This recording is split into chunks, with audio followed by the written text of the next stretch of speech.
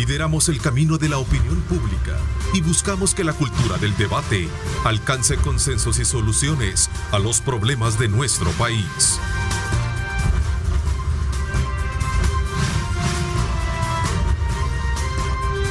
Diálogo con Ernesto López. Son las 6 de la mañana con 31 minutos. Gracias por estar con nosotros a esta hora de la mañana, como siempre. Quiero darle la más cordial bienvenida a Rafael. Gracias, Rafael, por habernos acompañado. A ti, Ernesto, por la oportunidad y a la orden. Con gusto. Sí, sé que no estabas dentro de tu agenda primaria, pero bueno, aquí nos acompañas. Pero con gusto, y es un honor representar al presidente del partido. Bien. A ver, quizás voy a comenzar un poco para analizar la situación de las alcaldías y este tema del FODES, especialmente cuando estamos viendo ya que muchas de ellas están teniendo problemas en cuanto a recolección de basura. San Salvador específicamente por un problema que se está presentando con los trabajadores aglutinados en Astrán, por ejemplo. Sí, mira, Ernesto, las municipalidades, en la medida que hacen servicios públicos de atención a las comunidades, a las colonias, a los barrios, entre ellos la recolección de desechos sólidos, es bien importante que ese servicio se administre de manera fluida. Y no es conveniente para toda la comunidad que se empiece a generar promontorios y acumulaciones de desechos sólidos en las vías públicas, porque eso puede generar problemas ambientales y problemas de salud. Claro. Acordémonos que todavía estamos en una situación de crisis sanitaria y que no es conveniente estar generando inestabilidades de ese tipo.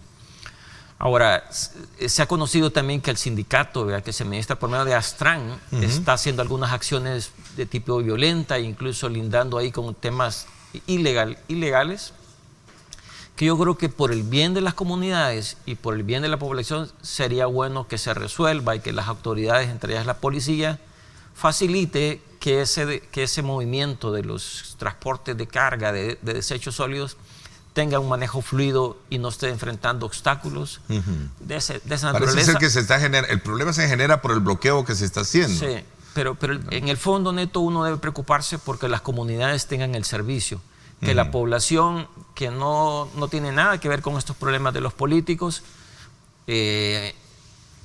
no enfrente a situaciones delicadas como llegar a los extremos de incluso estar expuesta a problemas de salubridad. Ahí está un tuit del alcalde Ernesto Mason llamando precisamente a el ministro de Salud, Francisco Laví, para que decrete emergencia sanitaria, y al Ministerio de Medio Ambiente también, Fernando López, a decretar emergencia ambiental por la catástrofe generada por el cierre del relleno sanitario, ¿verdad? Por el llama turbas en este caso, y acusa directamente a funcionarios públicos. Habla en este caso del ministro de Gobernación, Mario Ludwán, y también del ministro de Trabajo, incluyendo a los trabajadores de Astrán. Esto es lo que está pasando. Sí, por eso decidí comenzar un poco con este tema. Sé que es un poco paralelo a la parte técnica, pero sí es un conflicto pero fiscal. Pero es un problema de carácter también que va enmarcado dentro de el análisis económico y electoral del país, que creo que es importante, que era el que yo tenía previsto también abordarlo. Neto, insistiría que si tú te fijas en el tuit del alcalde, él señala autoridades que deberían de actuar, y él está pensando en la comunidad, porque aquí los problemas de los políticos los deberíamos de esquinar y dejar en el centro que las comunidades no se vean afectadas. Y por ejemplo lo del FODES, 4 meses, ¿eso qué dificulta? Sin duda las alcaldías tienen problemas en estarle pagando los salarios a los mismos empleados municipales, no le han podido pagar a los proveedores, tienen facturas de energía y de otros servicios pendientes de pago. Todo eso va minando la capacidad de atención y capacidad de respuesta de los distintos gobiernos locales para las comunidades, que al final de esto lo que nos tiene que interesar es que las comunidades no se vean afectadas. Y hay un hecho grave de tipo financiero en lo siguiente. El FODES es por ley que de los ingresos del gobierno les tiene que hacer la transferencia del 10%. No lo ha hecho en 4 meses. Y luego hay otro tema vinculado a esto, y es un préstamo. Tú debes de recordar cuando se le autorizó de los fondos del BID, la última autorización de deuda, que fue que se le diera a Fomilenio, que se le diera al Hospital Nuevo del Salvador y que se le diera plata a los veteranos, las pensiones. Pero además se requirió una transferencia, porque así estaba en el decreto grande, la plata para las alcaldías, 75 millones de dólares.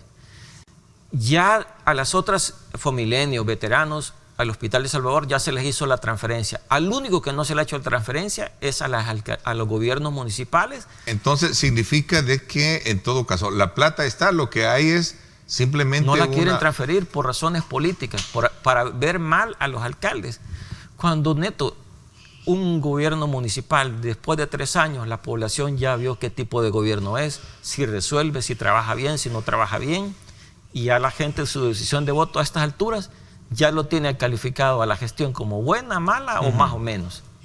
Y ya está claro si lo va a apoyar o no. Asumiendo el papel del ausente, es decir, asumiendo la postura que tiene el gobierno con relación a este tema, el ministro de Hacienda, lo que él sostiene es que no existe el dinero para poder de alguna manera hacerlo, transferirlo. En primer lugar, necesita de los préstamos.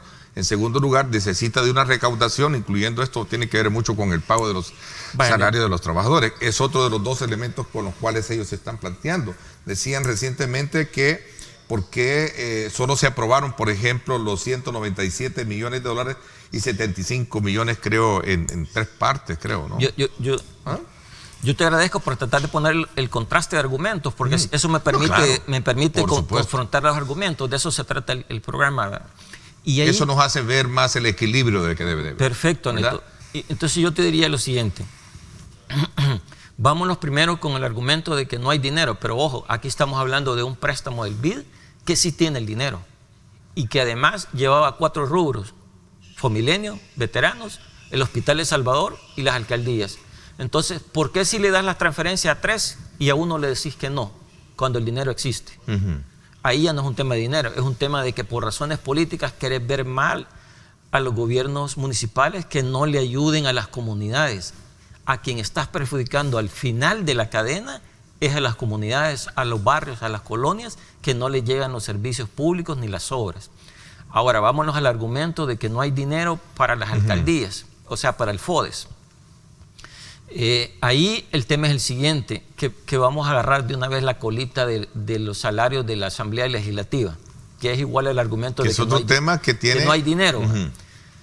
Yo te diría lo siguiente: mira, en primer lugar, un gobierno que diga que no ha podido recaudar 3.5 millones de dólares para pagarle salarios a un órgano de Estado, aquí hay dos razones. Uno diría, a ver, 3.5 millones de dólares no los ha podido conseguir. Bueno, si es cierto, ¿qué significa? Que en realidad este gobierno está bien en las Malvinas, ¿ve? O sea, está bien caótico.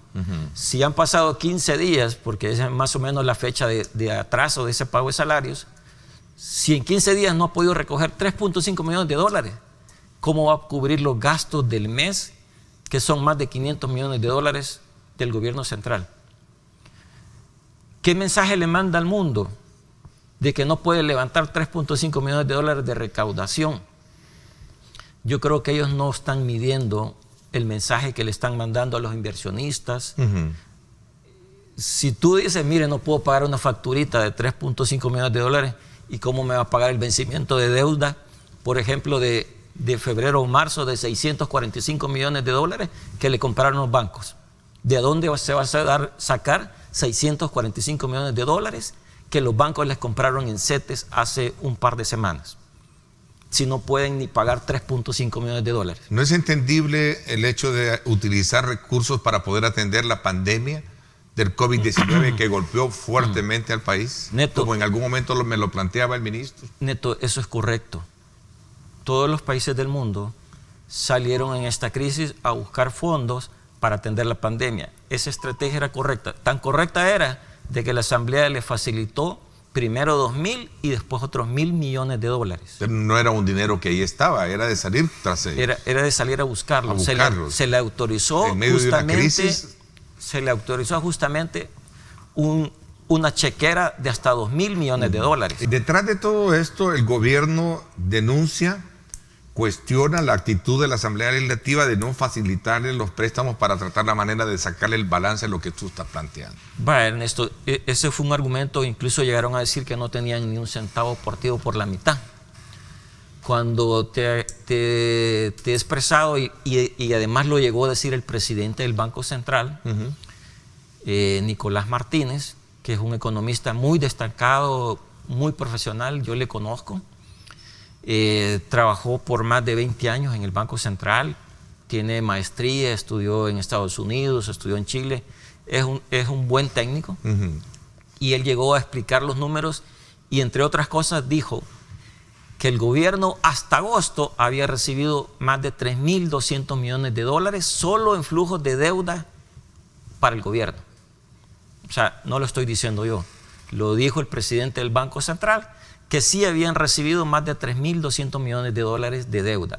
Y yo también te acabo de decir que solo entre marzo y abril el gobierno recibió por CETES casi 500 millones de dólares. Por LETES otros 500 millones de dólares. Estamos hablando de delta, o sea, flujo nuevo que le llegó. Y además recibió los fondos del Fondo Monetario, 389, recibió los 46 del JICA, que son unos fondos de emergencia. Entonces, solo entre marzo y abril, el gobierno tenía a disposición dinero en la mano. Más de 1.400 millones de dólares, solo entre marzo y abril. Claro, ya si le metes los flujos de mayo, junio, julio y agosto, ahí te llega el dato que dijo el presidente del Banco Central, más de 3.200 millones de dólares. Y además, tú tienes la recaudación desde enero hasta agosto, que fueron otros más de 3.200 millones de dólares. Sumás los dos flujos, te da más de 6.000 millones de dólares que el gobierno tuvo a su disposición. Aquí el tema no es de dinero, el tema es que se fueron a gastar a lo loco. Aquí el gobierno cometió un error y salió a tirar la casa de la ventana sin dinero propio, sino que salió a tirar la casa por la ventana con deuda. Y eso es la situación actual.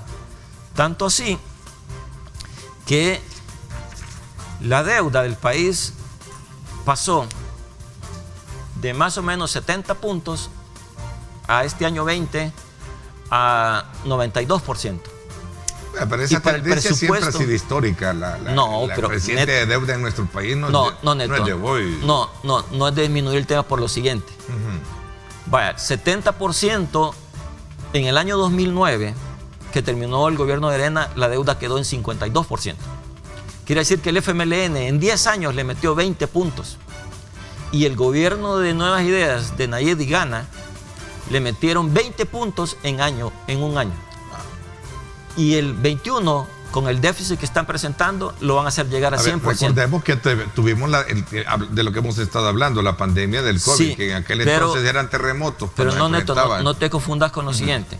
Hablo de necesidades. No, sé que son dos cosas diferentes. Te acabo de decir que el mundo va a tener una caída del producto de 4 puntos.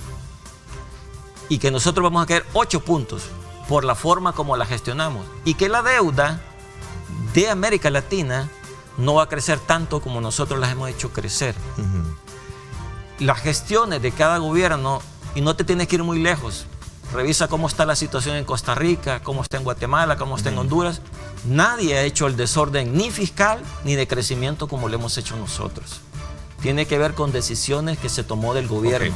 Uno de los planteamientos que está haciendo precisamente el ministro de Hacienda es, bueno, necesitamos mejorar la recaudación para poder cumplir con nuestras obligaciones. A eso se suma que los diputados no nos quieren aprobar préstamos y por esa razón no tenemos dinero para pagarlos. Sí, yo leí y luego escuché las declaraciones del señor ministro, que yo creo que probablemente él se equivocó, pero el mensaje que mandó es muy negativo por lo siguiente. Él dice, reclámenle a los diputados para que me aprueben deuda y yo les pago los salarios. Lo que uno tiene que tener presente es lo siguiente. Si se le aprueba toda la deuda que tiene en trámite, ¿puede pagar los salarios? No. ¿Y por qué? Porque esa deuda no es para pagar salarios atrasados. ¿Y por qué no es para eso? Porque los préstamos del BID ya tienen destino y ya están algunos ratificados los destinos que pueden ser. Y ninguno de ellos es para pagar salarios atrasados de la Asamblea. Entonces está usando un falso argumento, Ernesto. Yo lamento decirlo, pero está usando un falso argumento el ministro de Hacienda cuando dice apruébenme más deuda para pagar esos salarios. Es un falso argumento. Los préstamos no se pueden usar el destino no está contemplado. En ninguna de las solicitudes del gobierno dice que de esa deuda va a pagar salarios atrasados. Esa misma pregunta se la planteaba yo, pero él mismo me respondía, Ernesto, pero lo que estaba contemplado, es decir, el pago de esos salarios que estaba contemplado en el presupuesto, que ya fue aprobado, todo ese dinero se ocupó para atender la pandemia. Incluso él hizo referencia hasta para atenderte a ti, me decía. Yo creo que no hubiese sido muy bueno decirte eso a ti. Bueno, al final yo tuve la oportunidad de estar en primera línea. Lo primero es, de nuevo, agradecer a Dios que tú saliste avante con la enfermedad.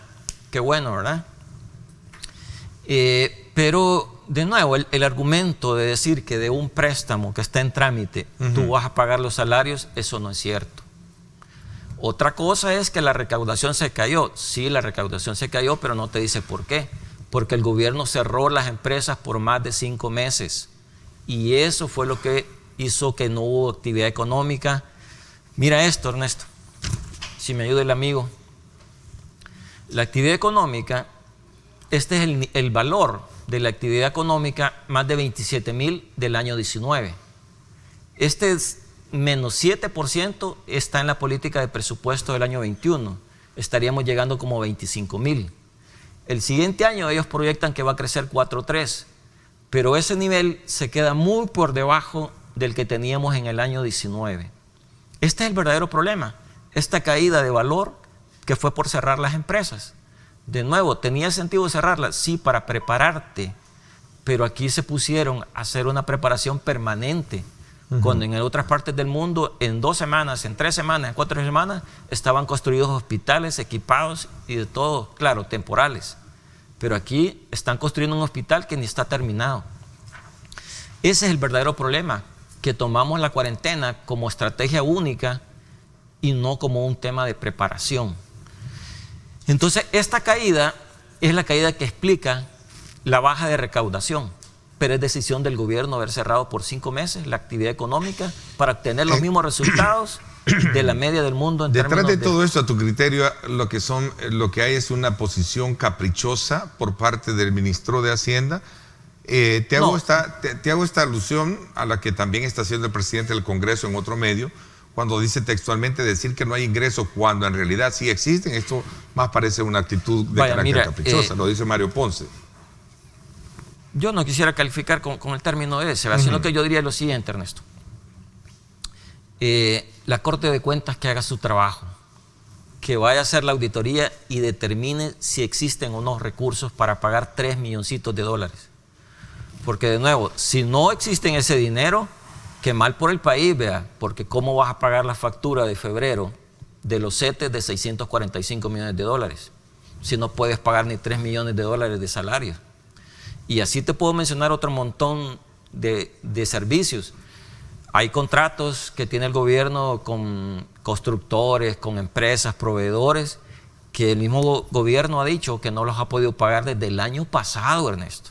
O sea, eso no tiene nada que ver con la pandemia. Desde el año pasado ocultaron facturas que dejaron ahí y las metieron en este camino de la pandemia. Bueno, y con la presentación del presupuesto se hablan de 1.400 millones. Por eso te lo estoy mencionando. Por eso te lo estoy mencionando, Ernesto. Porque la receta del gobierno es, después de salir a gastar desordenado, después de pegar esa gran endeudada de la economía, de pasar de 70 puntos a más de 90 del PIB, la receta es salir a gastar más y salir a endeudarnos más. Esa es la receta. O sea, que eso es llevarnos a una crisis fiscal. Que no la deseamos, pero es la decisión que el gobierno ha tomado. Y hay que estar consciente. Y de estos temas la población no se entera porque son temas de economistas que están esquinados y el gobierno armando otros shows, hablando otros temas que no son de importancia. Pero lo que no está diciendo es quién va a pagar esto.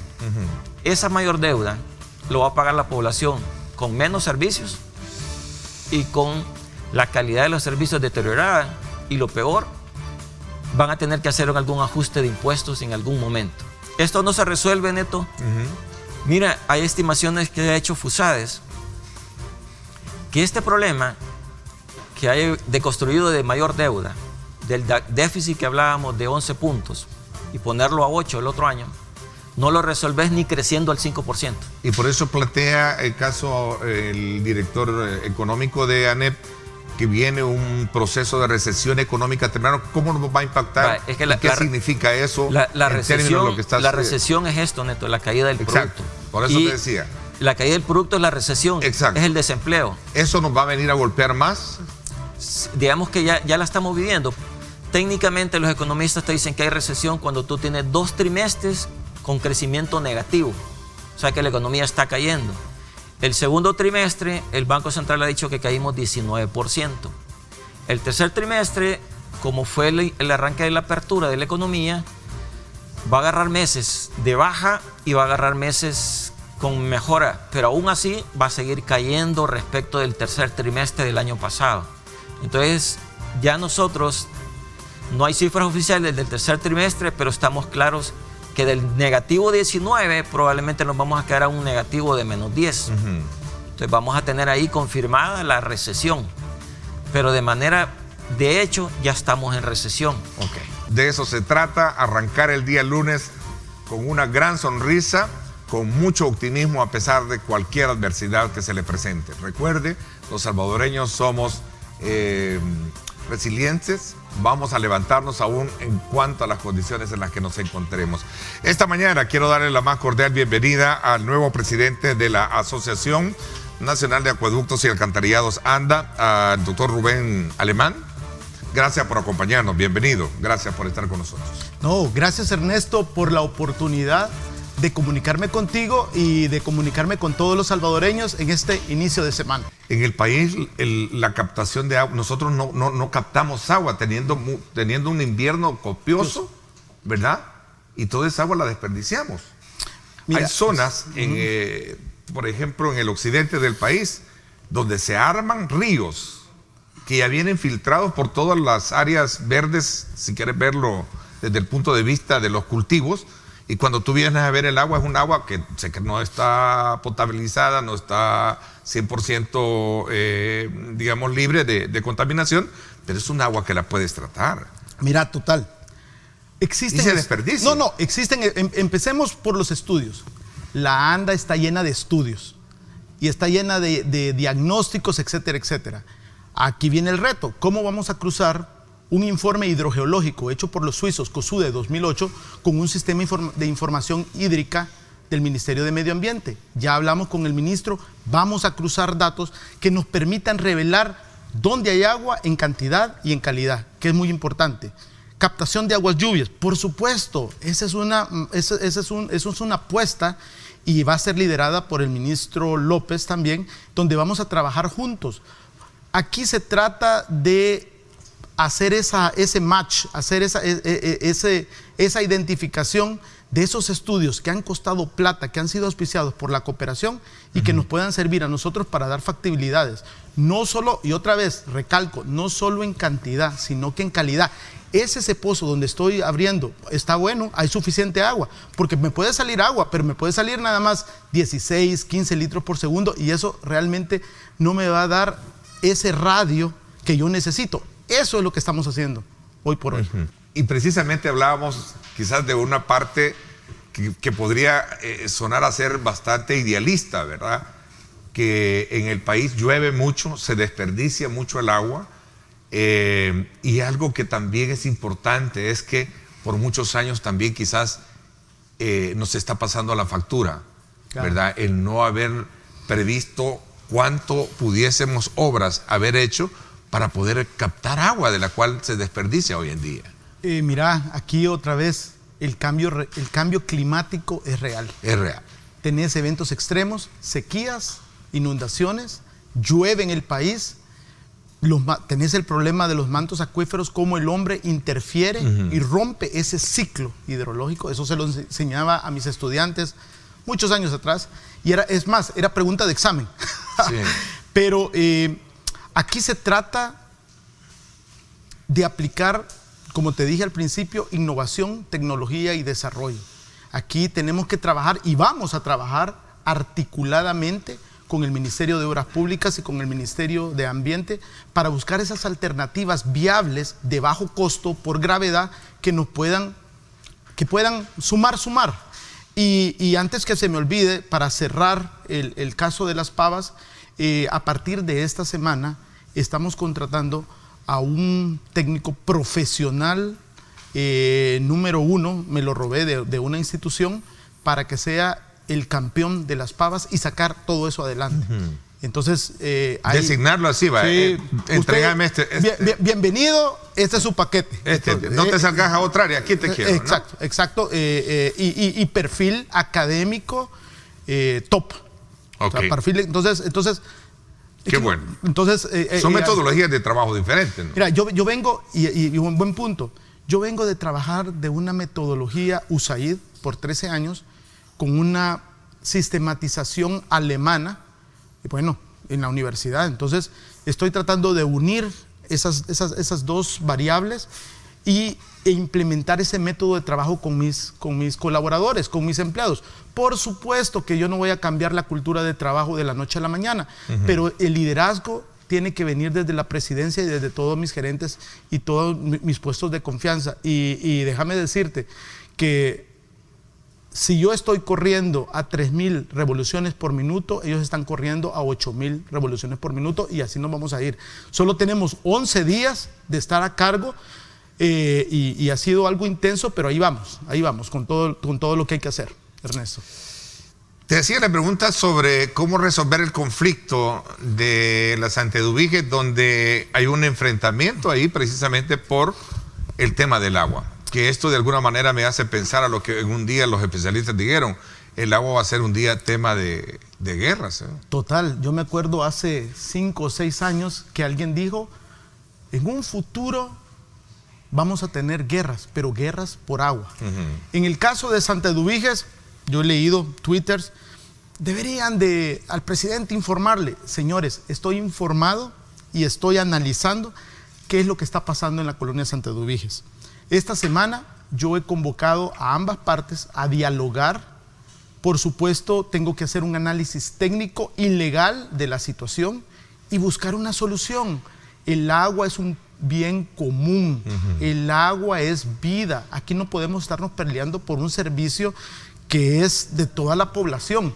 Entonces, esta semana espero su comprensión, me voy a reunir con ambas partes y vamos a trabajar juntos, señores. Aquí se trata de trabajar, lo estoy demostrando y estoy seguro que vamos a salir adelante. Ok, Mario Figueroa le pregunta, Rubén dice: buen día, Ernesto, pregúntale al presidente Anda si tiene conocimiento sobre el proyecto del Valle del Ángel, dice. Correcto. Ya, estoy analizando técnicamente la factibilidad que se dio. Vamos a verlo de una manera holística, integral. Justo la semana pasada creo que tuvimos una reunión con mi equipo por más de 10 horas al respecto y nos vamos a reunir también. Yo creo que aquí se trata de escuchar a todas las partes. Aquí la consulta pública es algo que la Agencia de Protección de los Estados Unidos me enseñó muy bien, y vamos a tratar de escuchar, analizar, evaluar desde toda la perspectiva ese caso. Así que no, ya está en el radar, Ernesto, ya lo tenemos en el radar. El tema de la corrupción en la institución es algo que también no escapa para poder ser punto de crítica dentro de ANDA.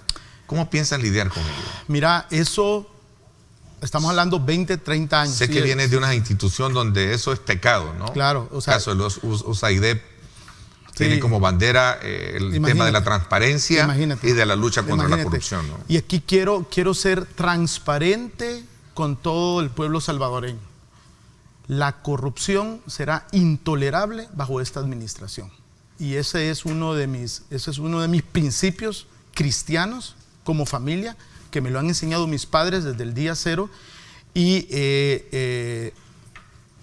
la administración nueva y inclusive el presidente Bukele aplaudió lo que te estoy diciendo, y vamos a trabajar. Vienen iniciativas al respecto, porque yo quiero también estar en contacto con la población. Entonces tengo algunas ideas que no quiero revelarte para que me invites la próxima. Claro, que tengamos material para la próxima. Exacto, casi se nos va, ¿no? Exacto, te lo voy a dejar con 3 puntos suspensivos, sí, pero claro. No. Total, estamos en la misma línea. No, y es un gusto conocerte personalmente, porque había visto parte de tu vida curricular, y Y a mí me parece que la función pública debe de ir en función de buscar, digamos, aquellos profesionales con los perfiles que verdaderamente lo tienen. Tu especialidad en el área medioambiental, ya lo describíamos, y era parte de lo que ahí creo que se necesita. Fíjate, ¿no?, que fue una decisión difícil, pero al final del día yo tenía que regresarle a mi país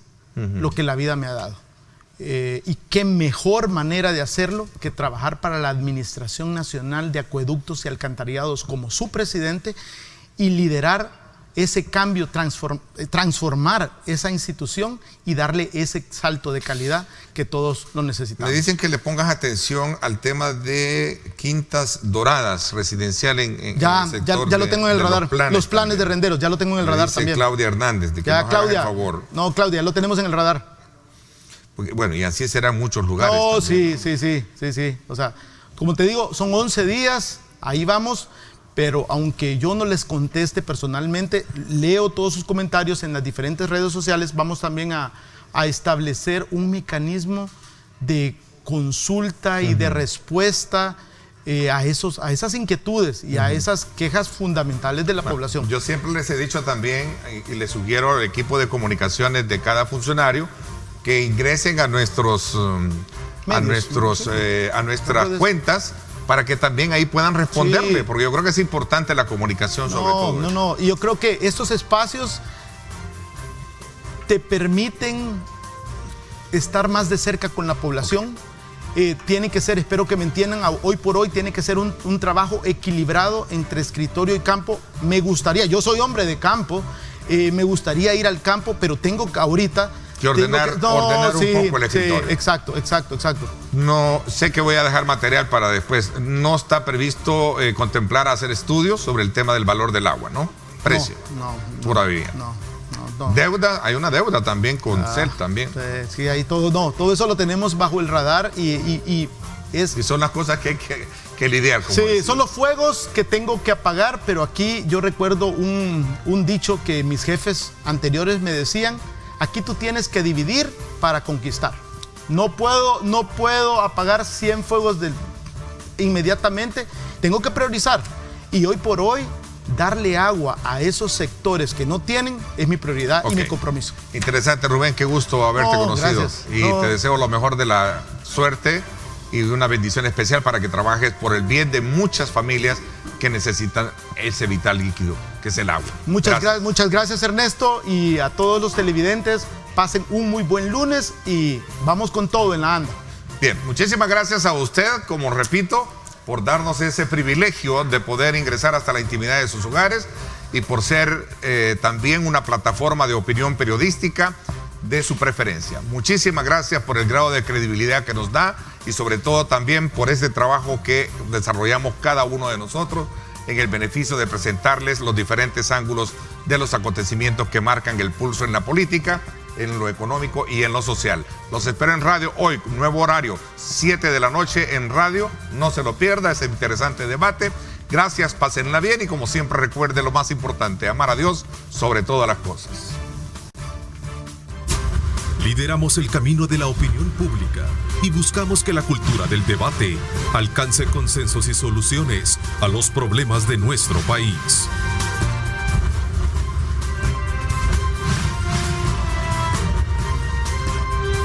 Diálogo con Ernesto López.